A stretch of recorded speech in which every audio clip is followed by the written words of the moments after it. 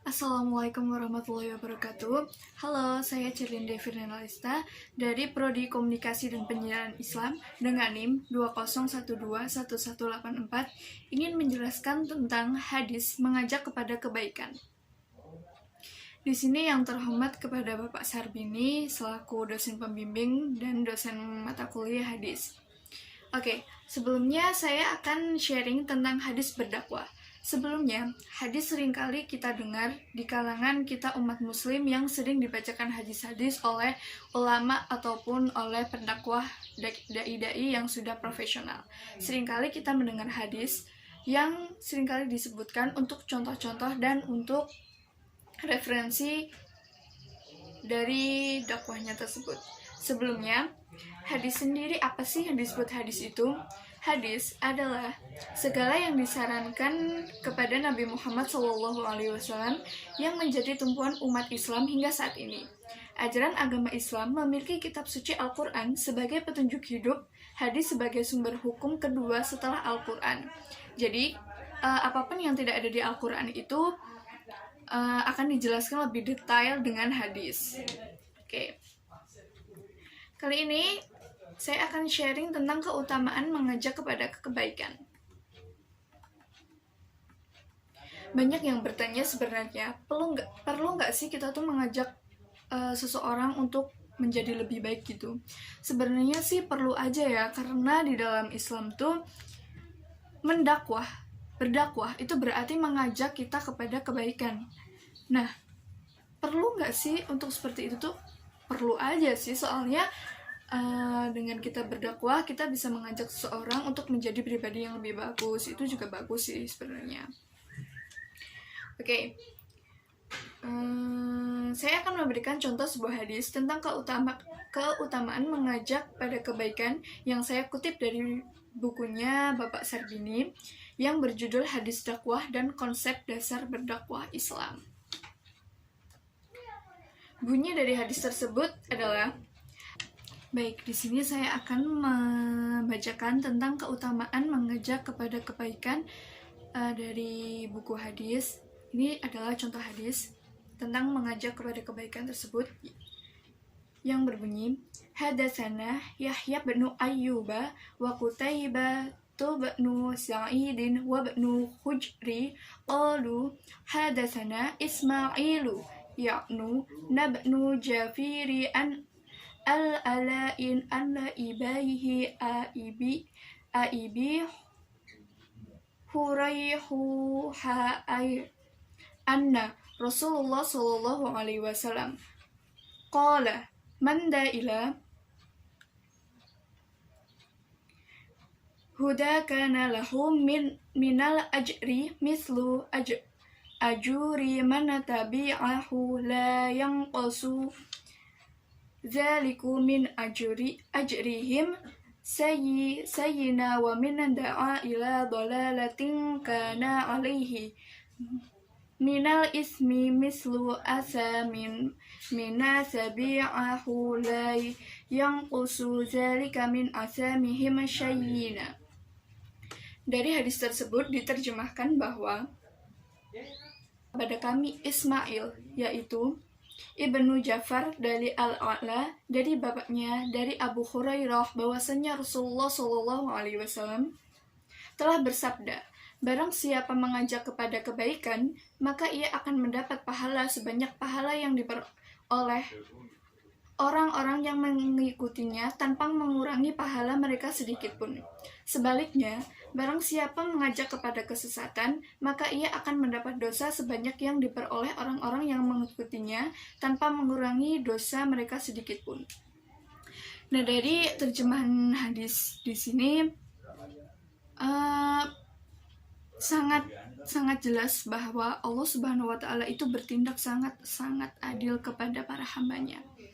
Misalnya nih, saya ngajak kebaikan kepada orang lain.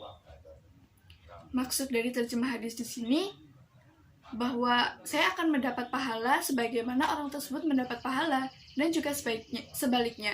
Jika saya mengajak seseorang kepada perbuatan dosa, perbuatan maksiat, perbuatan yang tidak bermanfaat, dosa tersebut akan oleh dan orang tersebut yang saya ajarkan tentang dosa, tentang maksiat, itu juga akan mendapatkan dosa yang sama dengan apa yang saya dapatkan gitu. Oke, selanjutnya nih ya, mufradat dalam hadis ini sebagai berikut. Mufradat, apa sih itu mufradat? Mufradat adalah kosakata dalam bahasa Arab yang berarti kosakata tuh inti-inti gitu loh ya, yang menjurus pada kata-kata yang penting gitu. Nah, mufradat dalam buku ini adalah da'a. Da'a artinya adalah mengajak, sedangkan ila hudan kepada petunjuk atau kebaikan. Al-ajri itu berarti pahala, dan tabi'ah itu mengikutinya, sedangkan yang usu mengurangi, ila dalalah kepada kesesatan, dan ismi itu dosa. Oke, dalam buku ini juga dijelaskan pesan hadis. Yang saya cermati dari buku ini, pesan hadis tersebut adalah disampaikan bahwa hadis tersebut untuk berdakwah, yaitu seruan dengan mengajak manusia kepada petunjuk, kebaikan, dan keutamaan, sekaligus peringatan dan perbuatan mengajak manusia kepada kesesatan dan perbuatan dosa. Jadi, dalam hadis ini tuh disarankan kita tuh untuk mengajak seseorang kepada kebaikan, bukan kepada kemungkaran ataupun kepada perbuatan dosa.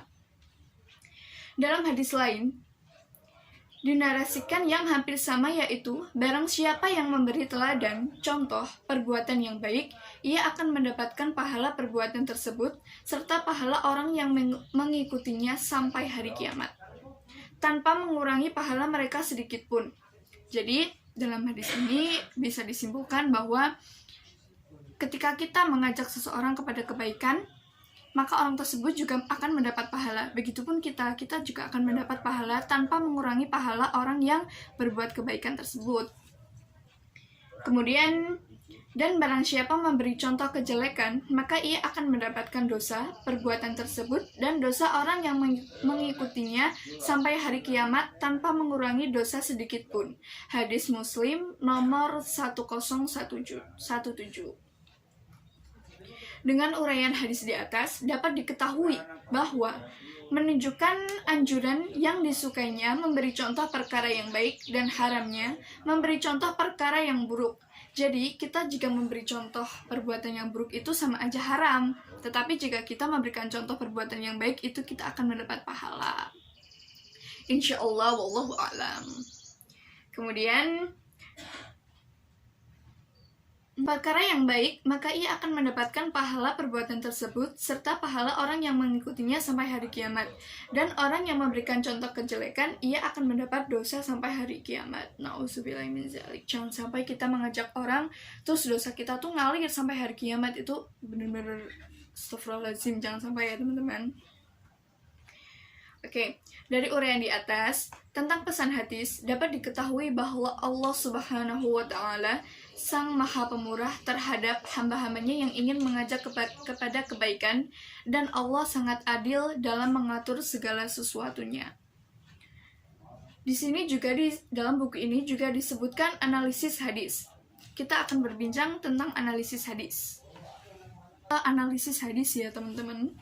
Jadi, analisis hadis dalam buku ini dijelaskan bahwa secara teoritik, alat analisis ketiga hadis di atas menggunakan konsep hakikat dakwah Islam yang bertumpu pada: yang pertama, dakwah merupakan proses kegiatan mengajak kepada jalan Allah Subhanahu wa Ta'ala. Aktivitas mengajak bisa berbentuk tablik. Tablik itu menyampaikan. Contohnya nih ya, seperti pendakwah itu kan menyampaikan kepada para jamaah untuk berbuat baik. Ataupun dengan takhir, perbuatan internalisasi dan pengembangan. Bisa juga dengan uswah. Uswah itu keteladanan. Misal kita mencontohkan kepada adik-adik kita, kepada orang lain dengan perbuatan kita yang baik, terus mereka mencontohnya juga dengan perbuatan yang baik, itu insya Allah kita akan mendapatkan pahala. Ataupun bisa dengan tabsyir atau tandir, yaitu penjelasan atau peringatan. Yang kedua, dakwah merupakan proses persuasi atau mempengaruhi, tidak hanya sekedar mengajak, melainkan memujuk orang atau objek agar mengikuti ajaran Islam dengan tidak memaksa. Jadi dalam dakwah tuh kita tidak boleh memaksakan orang lain untuk ikut dengan apa yang kita katakan gitu loh. Kita tidak boleh nih, kamu harus ikut saya gitu. Kalau dakwah tuh nggak seperti itu. Yang saya tahu dakwah itu tidak ada paksaan. Yang ketiga, dakwah merupakan sistem yang utuh di antara unsur-unsur dakwah atau komponen dakwah.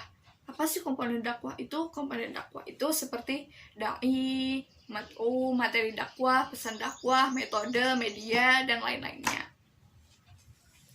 Dari 3 hadis di atas, dapat dijelaskan bahwa kita diwajibkan untuk menyeru atau berdakwah kepada sesama umat muslim dengan cara yang ditentukan, yaitu cara yang bijaksana. Jadi yang seperti yang saya katakan tadi, dalam dakwah itu tidak ada paksaan sedikit pun. Itu pure dari hati gitu loh ya teman-teman. Kepada sesama umat muslim dengan cara yang ditentukan, yaitu kita harus berdakwah kepada orang lain dengan mengajak mereka kepada kebaikan atau jalan menuju ridha Allah Subhanahu wa Ta'ala. Kewajiban menyampaikan ajaran Islam dilakukan dalam berbagai sektor kehidupan, karena Islam adalah agama yang meliputi seluruh bidang kehidupan manusia, baik politik, ekonomi, sosial, pendidikan, seni, ilmu, atau yang lain-lain. Dalam buku ini juga diberikan dasar-dasar kewajiban berdakwah. Yang pertama, penjelasan dari Muhammad bin Shalih al-Utsmani pada hadis pertama yang berbunyi, "Balighu anni walau ayata." Sampaikanlah dariku meskipun 1 ayat. Kita seringkali mendengar hadis ini ya teman-teman, baik di media sosial ataupun di kajian-kajian yang lain. Kita seringkali mendengar bahwa sampaikanlah dariku walaupun 1 ayat. Begitu. Bahwa kewajiban yang diemban oleh setiap muslim untuk menyampaikan apa yang telah disampaikan Allah kepada Nabi Muhammad, yaitu wahyu atau Al-Quran, meskipun hanya 1 ayat. Yang kedua, berisi larangan menyampaikan sesuatu yang tidak diketahui oleh seseorang dengan mengatasnamakan dari Rasulullah, kecuali apa-apa yang disampaikan itu benar dari Rasulullah dan mereka orang-orang yang dapat dipercaya. Jadi maksud dari di sini adalah kita tidak boleh menyampaikan sesuatu yang tidak berasal dari Rasulullah, kecuali dengan di sini apa yang disampaikan itu benar-benar dari Rasulullah. Jadi hadis itu tuh sesuatu yang dikatakan oleh Rasulullah, gitu ya teman-teman. Yang ketiga, hadis ini sebagai dalil bahwa tidak boleh atas seseorang untuk menyampaikan suatu perkataan yang tidak valid berasal dari Nabi Muhammad SAW, kemudian mengklaim sebagai perkataan Nabi. Maksudnya apa sih? Maksudnya tuh begini teman-teman. Jadi kita tidak boleh mengatasnamakan perkataan orang lain itu menjadi perkataan Nabi Muhammad SAW. Misal nih ada seseorang yang mengatasnamakan, ini ada hadis sampaikanlah walaupun hanya 1 ayat, itu dari Rasulullah loh, padahal sebenarnya itu bukan dari Rasulullah. Nah maka dari itu tidak boleh ya seperti itu teman-teman ya. Jadi kita wajib melakukan dakwah untuk diri kita sendiri dan untuk orang lain. Sangat dianjurkan kepada orang lain karena kita akan mendapat 2 pahala sekaligus. Nah, sekian tentang hadis mengajak kepada kebaikan. Semoga dengan penjabaran tadi bisa bermanfaat. Kita bisa mengambil manfaatnya dan membuang yang batil-batil, yang buruk-buruk.